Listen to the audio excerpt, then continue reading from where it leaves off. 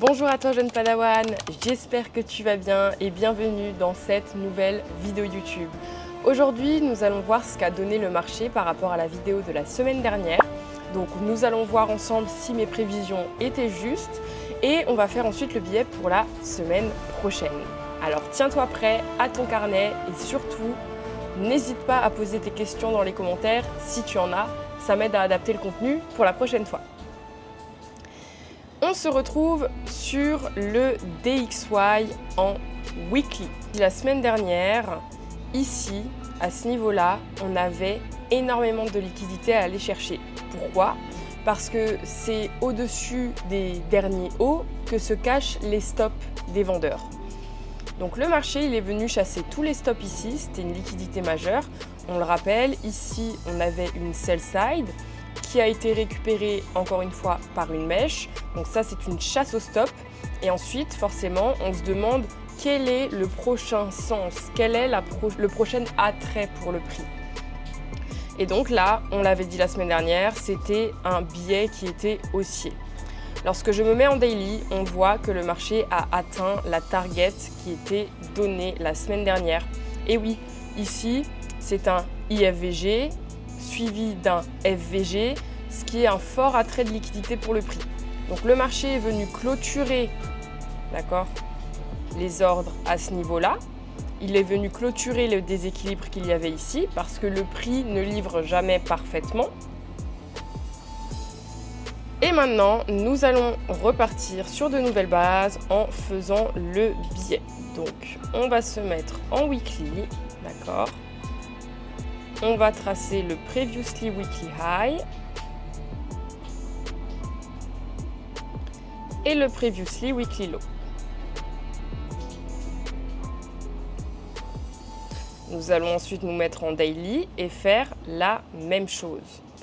Previously daily high et previously daily low.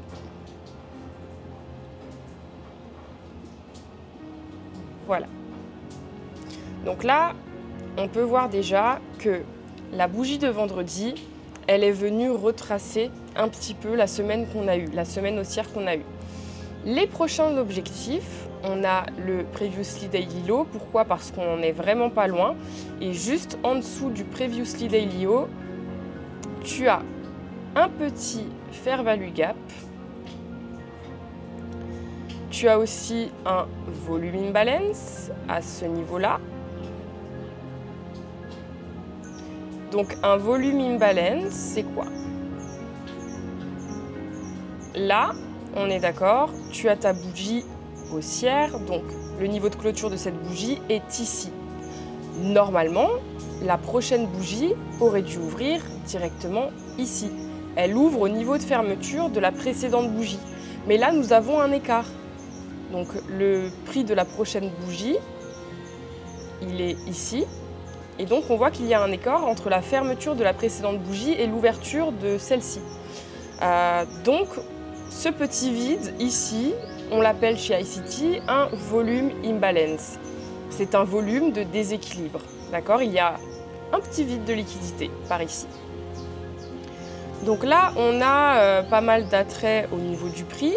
Pour qu'il remonte un petit peu plus, parce que le billet pour l'instant de mon côté reste toujours haussier pour le DXY, on aimerait bien voir cette target être atteinte, mais il est possible aussi qu'on redescende. Encore une fois, on n'est pas Madame Irma et on attend toujours que le marché nous donne des bonnes informations pour qu'on puisse surfer sur ce qu'il nous dit.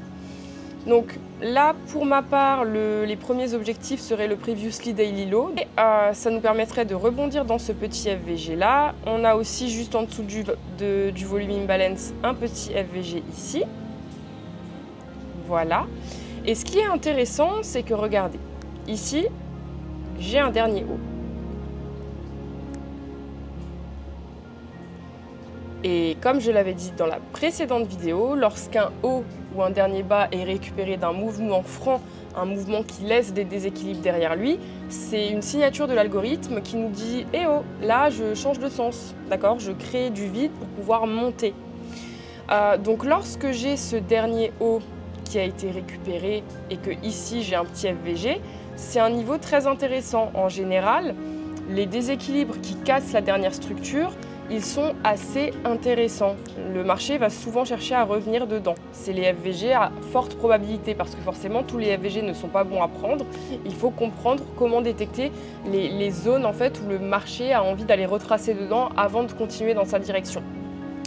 Pour l'instant, on est haussier et ce qui invaliderait notre billet haussier, ce serait que ce dernier bas-là soit récupéré d'un mouvement franc. Et comme tu le vois, on en est loin. Donc là, à mon avis, ce que le marché va chercher à faire, c'est voilà, donc faire son petit schmick-schmack, venir un peu descendre et ensuite continuer sa route en haut. Bien évidemment, on pourra avoir des signes d'invalidation et ce qu'on peut voir aussi au niveau des annonces économiques la semaine prochaine. Donc la semaine dernière, c'était assez mouvementé. Mais alors cette semaine, qu'est-ce qu'on a? Calendrier. Non, donc la semaine prochaine, on a Powell qui va parler mardi, donc ça va créer pas mal de mouvements. On a le chômage, on a Core PPI, Core Retail Sales, Maclem Speak. On a quand même quelques petites annonces intéressantes pour la semaine prochaine, donc forcément, hein, dès qu'on regarde les annonces, on se dit qu'aux heures des annonces, il va y avoir de la manipulation pour ensuite délivrer un bon mouvement. Ok, donc ensuite, je vais sur l'euro USD. Donc j'avais pris un très beau trade que j'ai clôturé du coup à partir de ce TP là, parce que forcément, on ne vise pas toujours la lune. Ma target finale est ici, mais là on va le laisser retracer tranquillement. Donc je l'avais montré la semaine dernière dans la vidéo, hein, le pourquoi ce trade. C'est simple, encore une fois je le redis. Là on avait clairement des signes bearish. Où il y a le petit œil, on remarque dans les petits time frames qu'il y a eu du displacement, qu'il y a eu une signature de l'algorithme qui nous montre qu'il souhaite descendre. On était revenu chasser des stops, revenir dans des déséquilibres, et là on avait une belle structure en H4. Ok, on avait récupéré ce dernier bas avec un gros déséquilibre, on avait laissé un peu de liquidité juste ici, donc le marché il a fait quoi? Il a consolidé dans le FVG en H4, il a fait hésiter un peu tout le monde, il est revenu juste piquer dans le FVG juste au-dessus, et c'est ce que je te disais précédemment, ça c'est un FVG qui est intéressant, parce que juste ici, tu as le dernier bas qui a été récupéré d'un mouvement franc. Donc on a le dernier bas en face d'un FVG. Et ça, on aime le voir. Ça, on aime. C'est un niveau d'attrait très intéressant pour le prix. Et ça nous fait vraiment un A+ setup. Donc le marché, il a consolidé pendant un petit moment. Il a chassé ensuite tous les stops de la consolidation. Et il est allé tranquillement chercher ses objectifs. D'accord? Donc pareil, tu peux aussi faire ton billet sur l'euro USD. Tu traces ton Previously Weekly High et Previously Weekly Low. On voit bien qu'il n'a pas fini de chercher, hein, comme je l'avais dit sur le DXY, c'est l'inverse. Du coup, quand le DXY descend, l'euro USD monte et inversement. Là, c'est pareil, hein, c'est ce qu'on voyait sur le DXY. Tu as du coup ce dernier haut qui avait été récupéré par la mèche, chasse au stop. On nous a montré qu'on veut changer de sens et maintenant, il y a encore un peu de la liquidité à aller récupérer, à aller chercher. D'accord ? Maintenant, le marché ne va pas descendre d'un coup, ne va pas remonter d'un coup. Il nous donne ses indications et on surfe avec. Ok ? Donc là, pour l'instant, on le voit bien quand je me mets en H4, que là, il est dans une phase de retracement. On a beaucoup de liquidité ici, mais voilà, on n'aimerait pas forcément qu'il remonte dans ce niveau. Peut-être qu'il peut nous faire une petite chasse au stop. On verra. Encore une fois, on verra. Là, ce qu'on peut aussi voir, c'est que moi, c'était un niveau ici qui m'intéressait beaucoup. Le marché, il n'est pas revenu dedans. Il est venu récupérer juste la liquidité qui est ici. Dans un certain scénario, si par exemple on restait haussier et qu'on ne descend pas pour le moment, bah, on va chercher justement à revenir chercher. Mais comme dit, le marché, il a besoin de s'aérer. Il a besoin d'abord d'aller chercher de l'essence avant de pouvoir nous montrer la bonne direction. Donc encore une fois, on n'est pas pressé, on prend le temps de regarder les signaux que le marché nous donne et on avance avec lui à l'instant T. Plus vous allez faire des billets sur le long terme, plus vous allez réussir à définir votre tendance de fond. Et ça, c'est génial parce que des fois, on oublie un peu nos billets, on regarde juste ce que le marché nous donne à l'instant précis et du coup, on n'a pas la direction claire. Okay, donc plus vous allez regarder dans les grandes unités de temps, encore une fois, plus vous aurez la bonne direction. Il y a plein de petits concepts à maîtriser, il faut passer du temps, d'accord, à comprendre les mécanismes du marché. Moi, personnellement, ça m'a pris un peu plus de 2 ans pour pouvoir comprendre tout ça et aujourd'hui pouvoir ne pas être obligé de toujours tracer mes zones, etc. parce que je vois ce qui se passe sous mes yeux. Mais voilà, si tu as les bonnes informations et que c'est bien expliqué, tu travailles tous les concepts, tu backtestes. Donc backtester, ça veut dire aller sur les données du marché, aller sur les données passées du marché et tout simplement lire son histoire. Regarder à quelles heures il a déclenché le plus de volatilité. Regarder les patterns qui se forment, qui se répètent. Plus tu vas construire une confiance dans les concepts, plus tu arriveras à être rentable et à prédire le futur. Parce que on dit souvent les résultats passés ne garantissent pas les résultats futurs. C'est vrai. Mais par contre, grâce aux événements passés, on peut prédire le futur parce qu'en réalité, que ce soit dans le trading ou même dans la vie, les choses se répètent tout le temps avec différents contextes. C'est toujours comme ça et ça sera toujours comme ça. Les choses ne cessent de se répéter, mais de manière différente. Donc plus tu mettras de la conscience dans ton trading, plus tu auras de résultats. Plus tu pratiques la répétition, et c'est comme le kung-fu, plus tu maîtriseras les bases et plus tu arriveras à performer. Mais la base reste la même, c'est de la répétition, de la répétition, de la réflexion.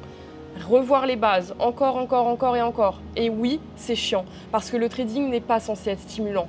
Quand ça devient stimulant, ce n'est pas bon pour ta santé, d'accord? De voir l'argent monter, descendre, d'être frustré de tes pertes. Si tu es tout le temps comme ça sur le long terme, tu vas accumuler énormément de stress chronique et tu vas avoir beaucoup de problèmes de santé. Le cortisol, les excès de dopamine, et ce n'est pas de la dopamine naturelle en plus de ça, le stress, l'adrénaline, tout ça, c'est des facteurs dont on ne prend pas conscience quand on se lance dans le trading parce qu'on est juste là à vouloir tirer du profit. Mais crois-moi qu'une fois que tu auras du profit, si ta santé ne suit pas, tu vas en faire quoi de ton profit? D'accord? Donc le trading conscient, c'est vraiment allier stratégie, neurosciences et conscience de soi pour pouvoir et maîtriser une stratégie et vivre de son trading, mais surtout vivre de son trading pour le long terme et en sérénité. Et bien évidemment, la majorité du temps, c'est contre nature. Parce qu'aujourd'hui, on vit encore une fois dans cette société où tout va vite, où on est stimulé sans cesse, où tout est devenu facile. Le trading t'apprend à être patient, le trading t'apprend à être résilient. Donc essaye de développer aussi quelque chose d'autre à côté, une passion, un sport, de la lecture. Il faut que tu apprennes à trouver ton équilibre en tant que trader. Sinon, si tu restes tout le temps derrière tes graphiques et si tu restes tout le temps à la quête de nouvelles connaissances, malheureusement, tu entretiendras la culture du vide. Parce que moi, j'ai longtemps été une boulimique d'informations, donc j'ai toujours voulu avoir énormément de knowledge, mais au final, quand tu as trop de knowledge mais que tu ne l'utilises pas correctement, et chaque knowledge prend du temps, donc knowledge égale connaissance, chaque knowledge prend du temps à être maîtrisé, si tu cherches toujours le plus d'informations, en réalité, c'est aussi de la dopamine. Les patterns sont les mêmes sur les marchés, et des fois, tu as juste une stratégie, une compréhension à respecter, à intégrer, et les résultats suivront. Mais garde bien en tête que non, le trading n'est pas censé être stimulant. Quand c'est trop stimulant, ça devient un réel problème pour ta santé. On en a terminé avec cette vidéo, j'espère que ça t'a plu. N'oublie pas de me laisser un petit commentaire et n'hésite pas à t'abonner à la chaîne si ce contenu te plaît. Et bien évidemment, je te dis que la force soit avec toi.